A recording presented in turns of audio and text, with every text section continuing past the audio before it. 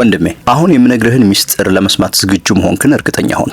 ምክንያቱም ይሄ ቪዲዮ ገና ሰከንዶች ሳይሞሉት በአእምሮ ውስጥ ያሉትንና ከዚህ በፊት ስለ ሴቶች የምታውቃቸውን የተለመዱ ምክሮች በሙሉ ያፈርሳቸዋል። እውነቱን እንነጋገር፣ ስለ ውድ ስጦታዎች፣ ስለ ማባበል ወይም ስለ ሁል ጊዜ ፍቅርን መግለጽ የሚነገሩህን የሰለቹህን እነዛን ወሬዎች በሙሉ አውጥተህ ጣላቸው።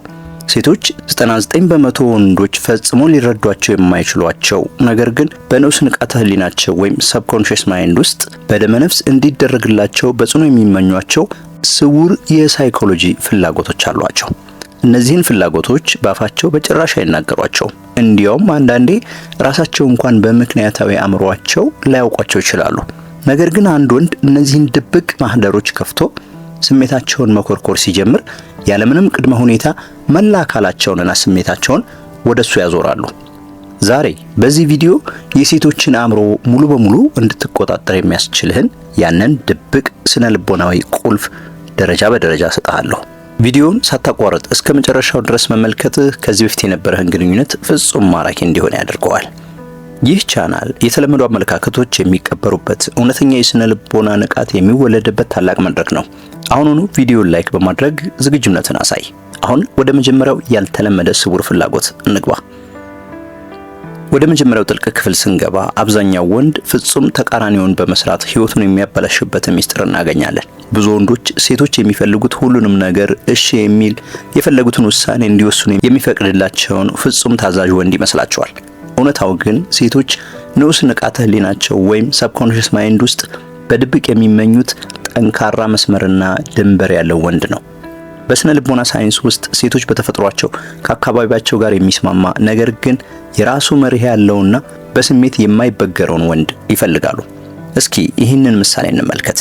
ዮናታን የሚባል ወጣት ነበር። የሚወዳት ሴት የፈለገችውን ያህል ብታረፍድበት፣ ቀጠሮ ብትሰርዝበት ወይም ደግሞ በንግግሯ ብታቆስለው እንኳን እሱ ችግር የለውም እያለ በፈገግታ ያልፈዋል። በአእምሮ የሚያስበው ደግነቴንና ታጋሽነቴን እያሳየሁ ነው ብሎ ነው። በሷ ድብቅ አእምሮ ውስጥ ግን የሚፈጠረው ትርጉም ይህ ወንድ የራሱ ክብር የለውም፣ በቀላሉ የሚናወጥ ደካማ ወንድ ነው የሚል ነው። ይህ በሷ እይታ የሱን ወንድነት ያሳንሰዋል። በተቃራኒው አንድ ቀን ድንበሩን ጠብቆ ይህ ባህሪሽ ለኔ አይመቸኝም፣ ሁለተኛ እንዲደገም አልፈልግም ብሎ በእርጋታና በቁርጠኝነት ሲናገራት በሷ አእምሮ ውስጥ ትልቅ ድንጋጤና ክብር ይፈጠራል። ሴቶች ድንበርህን ስትጠብቅና አይሆንም ማለት ስትችል በአንተ ጥላ ስር የስነ ልቦናዊ ደህንነት ይሰማቸዋል። ያንተ ጠንካራ መርህ እሷን በድብቅ እንድትገዛና እንድታከብር ያደርጋታል። ሁለተኛው ስውር ፍላጎት ደግሞ የሰው ልጅ አእምሮን ሙሉ በሙሉ የሚቆጣጠረው ገራሚው ሚስጥር ነው። 99% ወንዶች ሴቶች የሚፈልጉት ፍጹም ሰላማዊ፣ አሰልችና ሁልጊዜ አንድ አይነት የሆነ ግንኙነት ይመስላቸዋል። ነገር ግን የሴቶች ስነ ልቦና በስሜት ሞገድ ላይ የተመሰረተ ነው። እነሱ በድብቅ የሚመኙት አእምሯቸውን የሚያነቃቃ፣ አንዳንዴ የሚያስደስት፣ አንዳንዴ ደግሞ በጥቂቱ የሚያሰጋቸው የስሜት መዋዠቅ እንዲኖር ነው። ሁልጊዜ ደህና ነሽ፣ ወደድሽው እያልክ የምትለማመጥ ከሆነ አሰልች ትሆናለህ። አንድ ምሳሌ እንውሰድ። ሜሮን የምትባል ሴት በህይወቷ ካሉ ወንዶች ሁሉ የምትሰማው አድናቆትና እንክብካቤ ብቻ ስለነበር ህይወቷ ሰልችቷት ነበር። አንድ ቀን ግን ከአንድ ወጣት ጋር ተገናኘች። እሱ አብሯት ሲያወራ በመጀመሪያው ሰዓት ፍጹም በሳልና ጥልቅ ሐሳብ በማንሳት አስደነቃት። ቀጥሎ ግን በጥቃቅን ቀልዶች እየተጫወተ ዛሬ አለባበስሽ ትንሽ ሰነፍ ልጅ አስመስሎሻል እያለ በፈገግታ ነካ ያደርጋታል። መጀመሪያ ላይ አደነቃት፣ ቀጥሎ ደግሞ በጥቂቱ ገፋት። ይህ ስልት በስነ ልቦና ፑሽ ፑል ወይም መግፋትና መሳብ ይባላል። ይህ በሱ አእምሮ ውስጥ ከፍተኛ ጉጉትንና ስሜታዊ ኢንቨስትመንትን ይፈጥራል። ለምን እንዲህ ያለኝ፣ ምን ማለቱ ነው በሚል እልህና ጉጉት ቀኑን ሙሉ ስለሱ እንድታስብ ያደርጋታል። ሴቶች ስሜታቸው ላይ ይህንን አይነት ሞገድ የሚፈጥርባቸውን ወንድ በድብቅ ይመኛሉ። ወደ ሶስተኛው ስውር ፍላጎት ስንሸጋገር ማንም ወንድ ትኩረት የማይሰጠውን ትልቁ ሚስጥር እናገኛለን። ሴቶች ማህበራዊ ህይወታቸው ውስጥ ሁልጊዜ ጠንካራ፣ ኩራተኛ ወይም ግዴለሽ መስለው ለመታየት የውሸት ጭንብል ያደርጋሉ። 99% ወንዶች በዚያ ጭንብል ተሸንፈው ይርቃሉ ወይም ይፈራሉ። እነሱ ግን በድብቅ የሚመኙት ያንን የውሸት ጭንብላቸውን ጥሶ የሚገባ እውነተኛ ውስጣዊ ስሜታቸውን ሳያወሩ የሚያነብላቸውን አስተዋይ ወንድ ነው። አንድ ምሳሌ እንውሰድ። እሷ ከሰው ጋር ተጣልታ ወይም ስራ ላይ ተከፍታ ፊቷን አኮሳትራ ተቀምጣለች እንበል። አብዛኛው ወንድ ምንድነው የሆንሽው ንገርኝ እንጂ እያለ ይጨቀጭቃታል። እሷ ግን ምንም አልሆንኩም ትላለች። አስተዋዩ ወንድ ግን ምንም ሳይጠይቃት አይኖቿን በእርጋታ ተመልክቶ እጆቿን ይዞ በጣም የደከመሽና መረጋጋት የፈለግሽ ይመስለኛል፣ ምንም ማውራት አይጠበቅብሽም፣ እኔ አጠገብሽ ነኝ ብሎ ዝምታውን ይመርጣል። ይህ በሷ እይታ ወንዱን ከተራ ወንድነት አውጥቶ እንደ ጥልቅ ስነ ልቦና አዋቂ ያደርገዋል።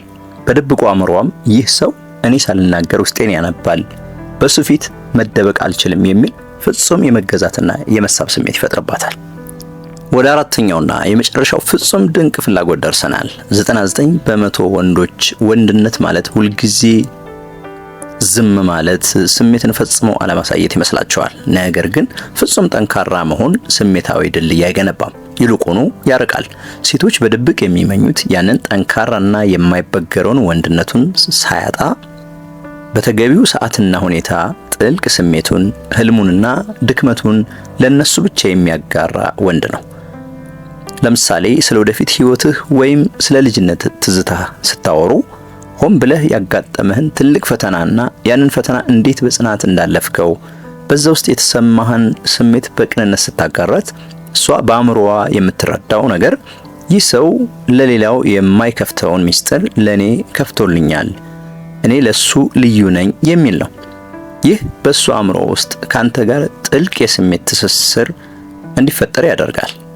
የሃሎ ኢፌክት ህግ ከዚህ ጋር መስራት ይጀምራል።